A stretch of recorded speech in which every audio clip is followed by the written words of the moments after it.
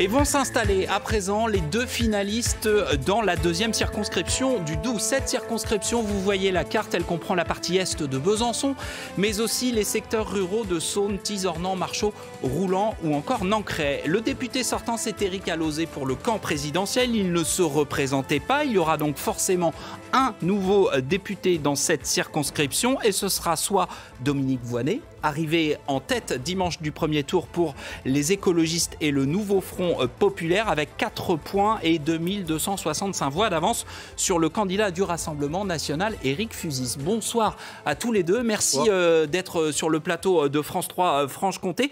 Dominique Voynet, je commence avec vous. Benoît Vuillemin, le candidat du camp présidentiel, s'est désisté. Il était arrivé en 3e position dimanche soir. Il ne sera donc pas candidat au second tour. Pensez-vous que ce retrait vous soit profitable ou auriez-vous préféré qu'il se maintienne ?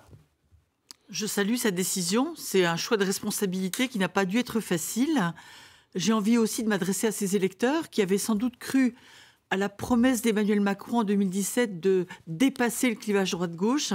On se rend compte aujourd'hui que tout doit être fait, de mon point de vue, pour les convaincre qu'un projet de recul des inégalités, de réparation des services publics est un projet bon pour la France qui colle aux options pour lesquelles ils avaient en 2017 choisi le président de la République actuel.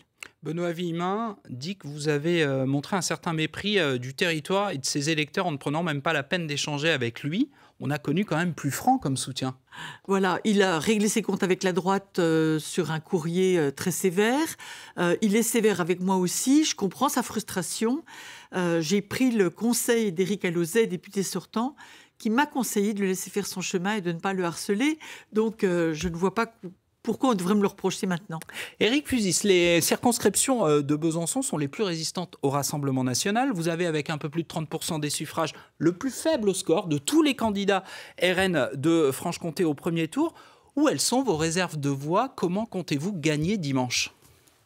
Écoutez, effectivement, sur Besançon, on ne fait pas un beau score. Mais dans les 91 autres communes, je suis arrivé sur 80 communes premier. Donc ici, je pense, dans ces communes, il y a des gens qui peuvent encore venir voter, qui n'y sont pas allés à ce dernier scrutin du 30. Mais je peux essayer aussi de ramener à moi une certaine partie des électeurs de M. Vuillemin et de ceux de M. Roy. Monsieur Roy, c'était le candidat d'hiver droite soutenu par les Républicains. Par les Républicains. Vous pensez que cet électorat-là, l'électorat LR notamment, il peut se reporter sur le Rassemblement national ? Oui, parce que chaque mouvement politique n'est pas propriétaire de ses électeurs. Ça, c'est une évidence, oui. Les électeurs vont décider en leur libre conscience. Et ils sont majeurs et ils vont peut-être effectivement choisir le parti le moins pire. Pour bien comprendre ce qui vous sépare, je vais vous poser la même question qu'au premier débatteur. Qu'est-ce qui ferait de vous un député, une députée différent de votre adversaire ? On commence avec vous, Dominique Voynet. Pour l'essentiel, on va être d'accord sur un seul point. Il faut que ça change. Il faut que ça change. La situation actuelle, avec un blocage qui empêche tout dialogue entre les citoyens, n'est pas durable. Et j'appelle de mes voeux une forme de clarification qui ne devrait pas être un affrontement bloc contre bloc, mais une mobilisation de l'ensemble des démocrates, des républicains, des électeurs modérés pour construire une majorité de projets autour d'orientations qui doivent permettre de remettre en mouvement la société française, qui doivent permettre aussi, c'est un point qui est extraordinairement précieux pour moi, de redorer l'image de notre pays qui est très dégradée en Europe et dans le monde. Vous savez, le président de la République, il a tenu des discours extraordinaires sur la construction européenne, sur l'autonomie de l'Ukraine. Et moi, je vois que les réseaux sociaux sont pleins de messages manipulés par des activistes russes qui me laissent à penser que la nature même de nos alliances pourrait changer après le 7 juillet. Et donc, je souhaite qu'on puisse réaffirmer nos engagements européens. Je souhaite qu'on puisse réaffirmer notre soutien à l'Ukraine et qu'on ne se retrouve pas demain otage d'alliance avec Poutine ou avec Trump après-demain. Éric Fuzis, le RN fera alliance avec Poutine et avec Trump si une majorité RN se dégage dimanche ? Non, pourquoi ? Non, je ne pense pas. On n'a pas été pour cette guerre en Ukraine. Puisque même Jordan Bardella l'a dit, il faut aider l'Ukraine contre la Russie. Ça vous rassure, Dominique Voynet ? Non, parce que je pense que le discours a été, sur ce sujet comme sur beaucoup d'autres, il a évolué au fil du temps. Pendant des mois, on nous a expliqué qu'on allait exonérer d'impôts les personnes de moins de 30 ans. Puis après, on s'est dit non, on ne peut pas faire ça. Après, on nous a expliqué qu'on allait revenir à la retraite à 60 ans. Puis après, on ne peut plus faire ça. On nous a expliqué qu'on allait baisser la TVA sur les produits de première nécessité. Et puis, on ne peut plus faire ça. Et puis, on a masqué les engagements anciens, historiques avec la Russie. Et on fait semblant de ne pas voir qu'il y a une propagande numérique effrénée qui essaie de manipuler les résultats de la législative en France. Et puis on annonce, par contre, ça c'est des choses sur lesquelles on tient, on annonce qu'on va trier les Français, on annonce qu'on va privatiser l'audiovisuel public. Moi j'ai peur de ça, ça change la nature du régime en France et ça change la nature du débat démocratique. Tout est faux dans ce que vous dites, Madame Voynet. C'est pas vrai. Quel est le réseau numérique on n'a pas dit qu'on allait privatiser qui plombe les législatives? Vous avez trouvé ça, vous? Dans la presse, ça a été démontré par les journalistes. Donc c'est vrai. Mais oui, oui. Mais moi, quand je vous parle de ce matin, que je vous donne un fait sur lequel vous avez été vous-même sur Arte en 2004, vous êtes vanté d'avoir plombé la filière nucléaire en 2000, vous dites que c'est sur les réseaux sociaux d'extrême droite. Mais vous passez trop de temps sur les fake news, monsieur. Mais non, je fais comme vous, Madame Voynet. Le journaliste qui a monté ce film dit « C'est un message mensonger, c'est une phrase tronquée ». Depuis Wikipédia, c'est quoi alors? Vous passez votre temps à dire « Il y a le changement climatique, des vérités, Madame Voynet. Le nucléaire.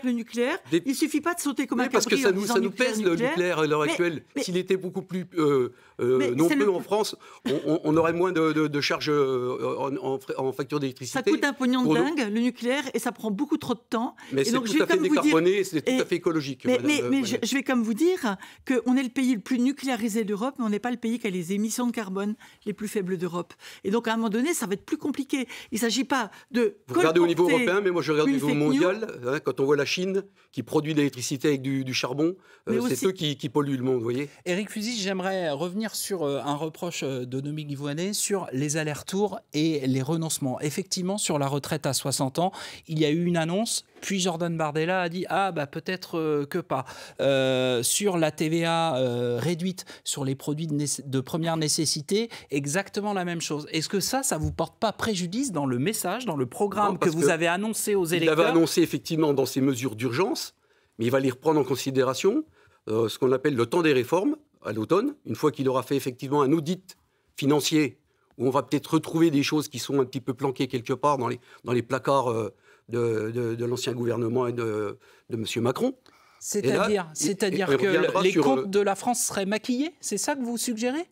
Il y a possibilité qu'il y ait des choses cachées. Oui, effectivement, c'est ce qu'a dit Jordan Bardella. Il veut faire un audit financier. Mais c'est-à-dire que, par exemple, vous remettez en cause les rapports de la Cour des comptes, que vous remettez en cause le travail de la Commission des finances à l'Assemblée nationale, qui exerce un contrôle sur les finances. Ça n'a pas été validé, je crois, au niveau de la Commission des finances, il me semble. Mais c'est très important ce qu'on dit. C'est-à-dire que le travail d'un député, c'est pas uniquement de colporter des rumeurs et de se dire que je serai un député de proximité. C'est voter les lois, contrôler le gouvernement. Et contrôler le gouvernement, c'est très important. Ça a été fait par la Commission des finances. Ça a été fait par beaucoup de parlementaires qui ont d'ailleurs dénoncé le poids de la dette. Ça va peser sur nous tous, le poids de la dette, et pendant longtemps. Mais je crois que notre préoccupation aujourd'hui, c'est d'avoir des députés expérimentés, à la hauteur, qui ont souvent été maires ou présidents de région ou députés aussi par le passé. Et vous croyez qu'avec la France Insoumise, vous avez ça, Madame Voynet? Alors, vous savez, ça fait parce que vous êtes allié Attendez, on laisse répondre parce que vous prenez beaucoup d'avance. Oui, parce que j'ai même pas dit pourquoi j'étais différent de vous, Madame Voynet. Parce que moi, je suis ici, sur mes terres. Je suis né ici. J'habite dans le Doubs, dans la 2e circonscription. Vous êtes parachuté, Madame Voynet. J'habite à côté, j'ai fait mes études ici, j'ai travaillé à l'hôpital. Vous êtes parti, vous isolez. Mais et votre carrière de militaire, vous l'avez fait uniquement entre Thiès et Besançon? Bien sûr que non. Bien sûr que non, mais je revenais toujours ici chez moi, bien sûr. Et là, ça fait 20 ans que je suis réimplanté ici. Voilà. Oui, ça veut juste dire qu'on n'est pas très jeune, ni vous ni moi, ce genre de choses. Je suis plus vieux de vous d'un mois et 2 jours. C'est ça. Voilà. Ah, vous avez regardé les dates de naissance des uns des autres. Je lis Wikipédia. Allez, vous regardez France 3 Franche-Comté, vous écoutez France Bleu. Je vais accueillir Claude Brouillot maintenant, s'il vous plaît. Bonsoir Claude, je suis ravi de vous retrouver. Bonsoir, Claude, bonsoir à vous tous. écoutez nos deux débatteurs depuis le début de ce débat, de cet échange dans la deuxième circonscription du Doubs. Que souhaitez-vous leur poser comme question ? Eh bien, une question qui a trait au programme du nouveau Front populaire pour Madame Voynet. Dans le secteur de l'éducation, vous avez l'intention de développer les classes à 19 élèves. Comment fait-on ? Selon les niveaux. Là, je crois que ça fait des années et des années qu'on observe une dégradation, effectivement, des moyens et de l'ambiance au sein de l'école. Préparer les futurs citoyens, ça demande un investissement important.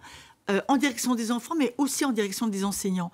Et donc, l'idée d'avoir des effectifs moins lourds dans les classes, c'est aussi de permettre de renoncer à trier les élèves dès leur plus jeune âge, donner à chacun sa chance. Moi, je refuse absolument la sélection dès la 6e, par exemple, tout simplement parce qu'on connaît beaucoup d'adolescents qui font un peu des bêtises au début de leur adolescence, puis qui trouvent ensuite leur chemin. Je crois qu'il faut leur donner leur chance. Donc, je souhaite qu'on puisse investir sur l'école. Il y a une crise du recrutement. Il y a une crise de recrutement, mais je crois que c'est lié beaucoup à la dégradation, à la bureaucratisation de l'éducation nationale. Beaucoup de profs nous disent, j'en ai ras-le-bol de remplir des tableaux Excel, mais je veux effectivement passer du temps avec mes élèves. Je veux pouvoir avoir des groupes dans lesquels je soutiens les plus fragiles, selon les matières. Je crois que les enfants, ils doivent aussi avoir accès à la culture, au sport, ils doivent avoir accès à la politesse, à l'éducation, à la compréhension du monde dans lequel ils vivent, et ça suppose des moyens. Claude, une question pour Éric Fusis, s'il te plaît. Oui, alors, pas sur le programme pour le coup, parce que vous avez évoqué assez rapidement, finalement, Benoît Vuillemin. Alors, trahissez un secret que nous partageons depuis la salle de maquillage. Oui. Dites-nous précisément ce que vous pensez, sincèrement, de Benoît Vuillemin. Je pense que c'est une très bonne personne et qu'il avait la volonté de se maintenir dans ce deuxième tour et qu'il a eu une pression terrible de Paris, de M. Attal et de M. Macron, pour se désister et essayer de faire gagner Mme Voynet. Comment vous faites pour récupérer ces électeurs ? Moi, je vais leur dire, dans les 45 secondes qui me restera tout à l'heure, pourquoi il faut voter pour ma candidature, pour le Rassemblement national. Est-ce qu'il y a des parts du programme de Benoît Vuillemin que vous pourriez reprendre ? On en a parlé, vous savez, sur la sécurité, puisqu'il a fait implanter une gendarmerie en plus dans sa commune. En prenant des effectifs à Besançon, vous le savez. Oui, mais nous, on mettra les effectifs qui viendront combler ça. Ben voyons. Madame Voynet. Ben voyons. Bien sûr. Mais il y en a une qui veut mettre des effectifs d'enseignants et vous qui voulez mettre des effectifs de gendarmes. Parce que, voilà. Effectivement, pour qu'il y ait de la sécurité à l'école, il faut des gendarmes. Parce que vous savez que dans les écoles, maintenant, on sait ce qui s'y passe. Il y a eu des crimes en série. Il ne faut pas mettre des gendarmes dans les écoles. Il faut mettre en place une police de proximité et des gendarmes sur le terrain qui sortent de leur voiture. Vous savez, le fameux attentat qu'il y a eu dans le nord de la France, les attaques au couteau. Vous allez mettre des gendarmes dans les écoles, sérieux ? Mais non, mais il va falloir qu'on sécurise les allers-retours des écoles. On ne doit pas laisser rentrer n'importe qui dans les écoles. C'est avant qu'ils rentrent dans l'école qu'il faut mais personne ne rentre n'importe comment dans une école. Les enseignants, les agents sont extrêmement vigilants. Allez, on arrive au terme de ce débat dans la deuxième circonscription du Doubs. Et je ne sais pas qui a gagné de vous deux le tirage au sort. C'est Madame Voynet. Madame Voynet, vous pouvez conclure. Vous avez 45 secondes pour vous adresser aux électeurs de cette deuxième circonscription. Oui, moi j'appelle évidemment les électrices et les électeurs de cette deuxième circonscription à se mobiliser pour éviter la constitution d'une majorité absolue d'extrême droite à l'Assemblée. Je pense que c'est une menace très grave pour l'image de notre pays à l'étranger. C'est une menace très grave pour la cohésion sociale, pour la paix civique, pour la sécurité de tous. Je crois qu'on ne doit pas trier les Français en fonction de leur origine. On ne doit pas se diviser bêtement. On doit revenir à un climat de calme et de dialogue. C'est des majorités de projets dont on a besoin maintenant pour la France. Merci Dominique Voynet. Éric Fusis, votre conclusion pour les électeurs de la deuxième circonscription du Doubs. Moi, tout en remerciant donc les électeurs et les électrices qui ont porté leur voix sur moi au premier tour, j'invite tous les autres à voter pour moi afin de faire barrage au péril d'extrême gauche. Il ne faut pas laisser le pouvoir à M. Jean-Luc Mélenchon, qui entraînerait la France dans un chaos fiscal, social, sécuritaire, migratoire et institutionnel. Mais de voter pour le Rassemblement national pour donner une majorité de redressement à la France.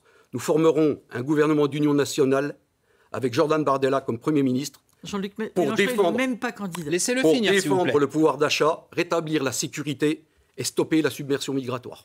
Merci Éric Fusis, merci à tous les deux. Je vous souhaite une bonne fin de campagne. Merci. Je vous dis à dimanche. Tout de suite, on part en Haute-Saône. Merci Claude, à tout de suite. Et l'on va